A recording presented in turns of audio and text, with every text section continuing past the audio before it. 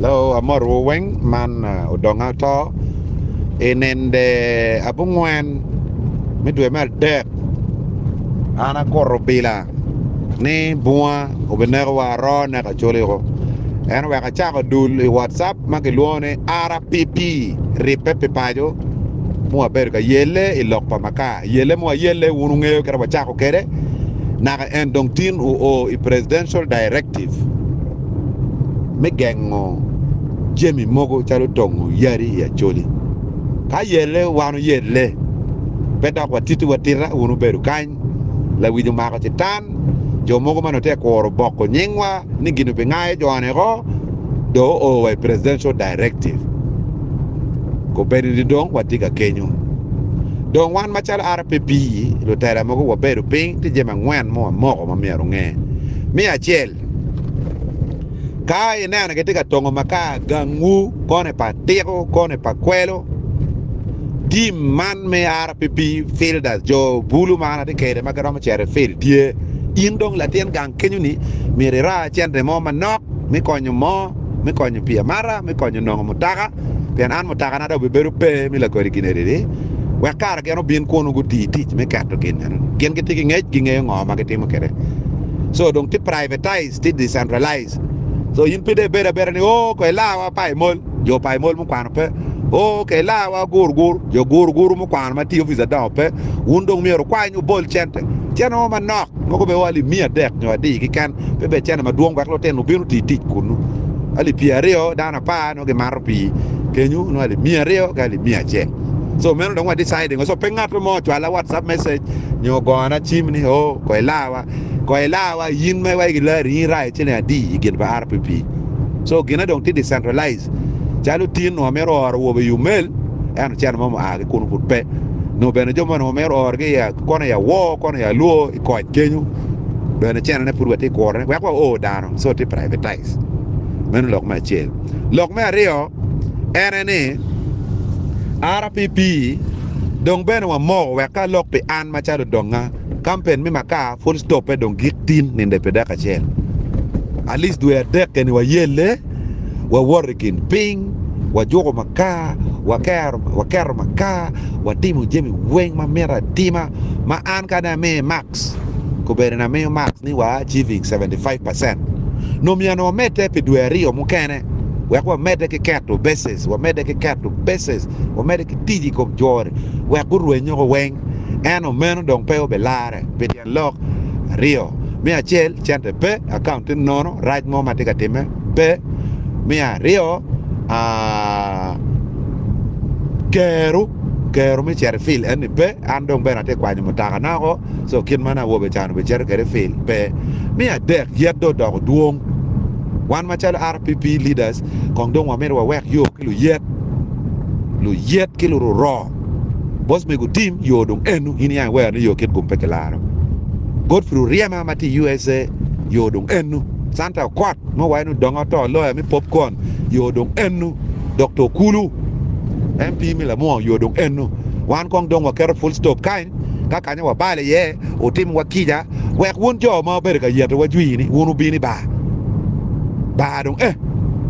bini bado tim ngo mu donga go bere ka timene ma right jo mogo bere duongo wani highway robber lo yaga yo amere ne kong dong silence wa yo loke bere pa mere ngar mo mena tamba pen ena luoro ne anareo pa mere ne ngar mo mena tamni o duak twini o kono be charu yesu an pa wada ro ba make yerra ja wa o te mege ke ja no dole ti yako pour roi wi re pa wa duako pa la ya ko yo dong en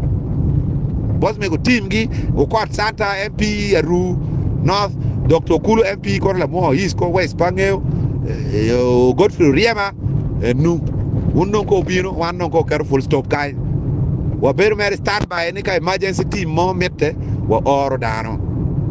we ko no we ko fil gi joni ka wa bala gen do bino temo ko mabe non primero yet gin me adek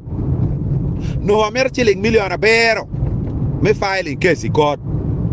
bien RPP nyo achole piti indolent check why ni kai chung pingat mo maker ne pe mere making application ni court ni ngat en ni ker ne pe we chung yere mi nono biashara ma me kwa chalo lo ne pe mer tij min nono ki chenne bene no mer ki filing ki chole bank you are mer chente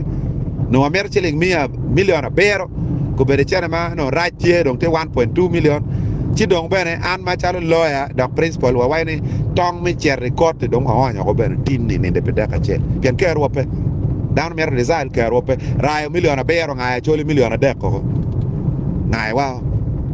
kana na chole chelo rai chiling aria rio chile aria no rai million bero chile aria ba pe chile piario so jemi ne charo ngane ho wan ma charo lawyer ber charo balo kar wa no anno be an la dot Odonga to meno complainer number 1 number 2 deo chere complainer number 2 no watika dot down biara de ko areo Hassan Ali Hassan Sharon Adiera Balmoy Muza Rogers nyingi wentie so ka kenyi ni bedong wa wai ni gine peke dia ka kerupe no kerupe wando kere lega bia no ngai nano so ka kenyi ni bene lawyer to ni gitara kere bene wa yele wan kedu kon file endo wa loro ka kenyu kere ka dong be yapene ma chante tie ki nong lu ko dong mu kene pe ko do be ki nying Odonga to ki wek la ko do be di nying bosmic team nying Santa Court nying Dr. Kulu nying kona nga ki got riama ena dong ki ko ki nying wu pe dong ki ko ki nya kano ko ni wa ker ko ki nya no nya lo so ka kenyu ni be dong wan wek yo we ko do wan do be to mot manu gena mi arunge gin mukana mi adek ene ko bere wa yabo RPP law lok o loke alok lok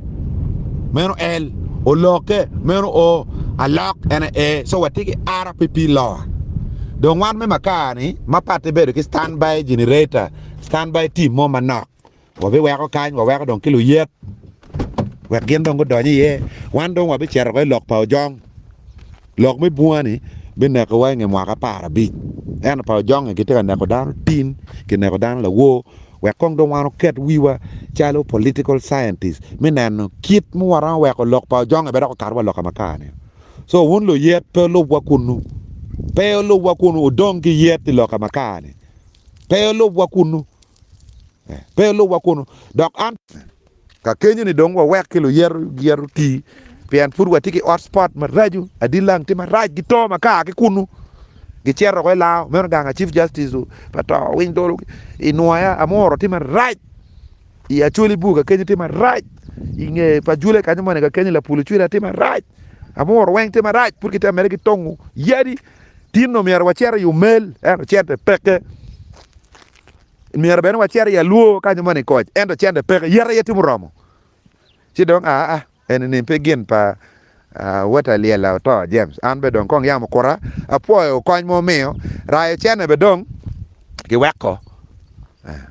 ka dongar mo tike chene go mere chim bot chaga ni wa mere kon group ni o cheto ti kanyo mane tin o kata wa jone chidong chene dong share for that activity maximum ali mia bi minimum no dong low distance man dong mi group kong do weko beri we kong dong ben an dong ka yele dong kong ki jemi madok pe ki yera ye en pa kon wajane ke le mon dok yot it is good to know when to quit or when you have had enough. So I have not quit, I have had enough. Wando chero we loko jong RPP law wano tiga binu we aklo yet kong do dong kai Odonga to moru have a good day